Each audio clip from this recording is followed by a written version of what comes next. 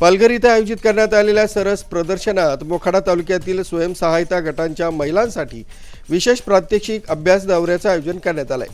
हा दौरा दीपक फाउंडेशन आणि जेएम फायनान्शियल फाउंडेशन यांच्या संयुक्त विद्यमानं राबवण्यात येणाऱ्या एकात्मिक ग्रामीण विकास प्रकल्पांतर्गत आयोजित करण्यात आलाय।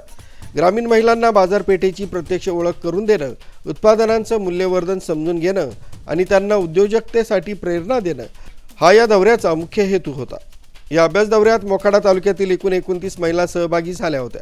महिलांनी प्रदर्शनातील विविध स्टॉल्सला भेटी देऊन तृणधान्य आधारित उत्पादने, शेवगा चटणी, बांबूच्या वस्तू आणि हस्तकला वस्तूंचा सखोल अभ्यास केलाय।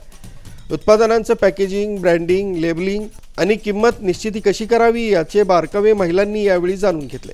या दौऱ्यामुळे महिलांचा आत्मविश्वास वाढला असून आपल्या गावातही अशा प्रकारचे उद्योग सुरू करण्याचा विश्वास त्यांनी व्यक्त केला। आरबी न्यूजसाठी पांडुरंग भांगरे, मोखाडा।